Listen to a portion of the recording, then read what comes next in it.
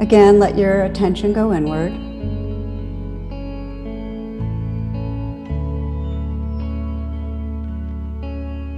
And bring to mind someone you know who loves you, who cares about you. And if it's not a living person, that's fine.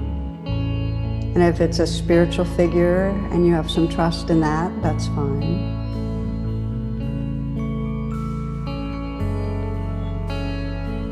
But take a moment to let the being be close in. You might see in their eyes the appreciation that's there, the love.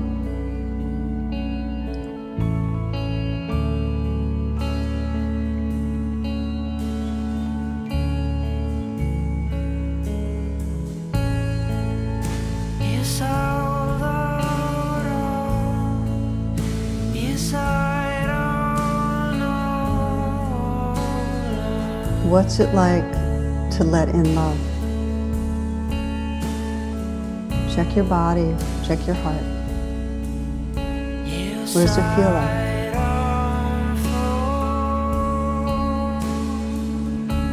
Are you aware of some warmth and some openness, or expansion or spaciousness?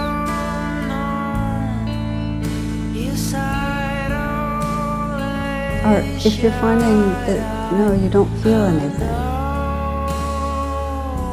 so let this be a valuable moment of just inquiry. What stops me? And you might ask whatever the armoring is, whatever feels like is being blocked, what stops you from letting it in?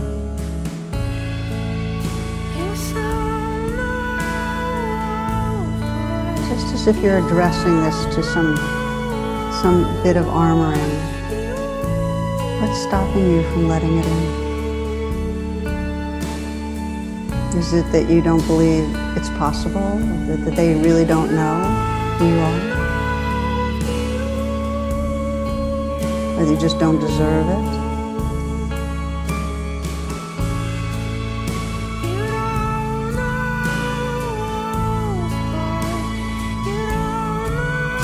And again, you can keep reflecting. Feel free to journal if it's helpful to you.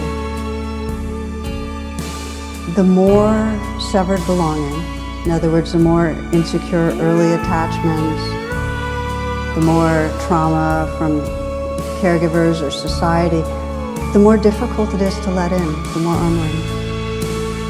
You know, I a couple of weeks ago was exploring this during my Saturday satsang, and one of the men that I was working with, he's a gay young man, bullied in elementary school, and deep sense of something's wrong with me, and perhaps it was intensified. He had intersecting identities. He was gay and Latino.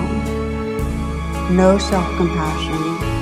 And sometimes when there's not a capacity for self-compassion, for offering it to ourselves, I'll say, well, who else do you trust loves you? And he said, my younger sister, absolutely, my mother.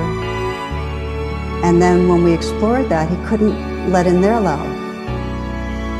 And, the block was, I don't deserve, there's something really wrong. And when I asked him, well, what does it feel like to be blocked, that you can't let in love? He had a real wave of sorrow. And I said, okay, so what's there? He goes, there's this longing. And I said, well, go ahead, let the longing speak. And his prayer was, please, may I let in love. And so I just had him reflect on it. Please, may I let in love, over and over. And when he opened his eyes were moist, but I could feel the softening, and that's what he named. He said he felt serenity, he's on this pathway of opening. So I'm sharing this with you because we all get stuck in sometimes giving out love, sometimes letting it in. Our hearts have been wounded. There's armoring. But what we can do is feel our prayer to let in. And again, just as I mentioned before, the source of our prayer is our awake heart. It's really love calling us home when we're praying. So when we inhabit that prayer, if I in this moment say, please, please, may I let in love, I become more porous. There's a certain kind of dissolving of the armoring. It starts allowing us to dissolve. One friend here brought into our group the power of the word, the hug of gravity. You can kind of sense this natural force of gravity shows us our belonging to this larger body of ours, this earth. So maybe you can let in love by feeling that hug of gravity. Start where it's easiest, and then you can graduate to people as you go. There's a line from another teacher, Punjaji. It's that love is always loving you. And the more you practice letting in love, and it doesn't matter the source, you'll start being able to let in the love of this world, the universal loving awareness. You'll have it wash through more and more, and sense that when you're feeling separate and small, that you can have some more access to that sense that love is always loving you.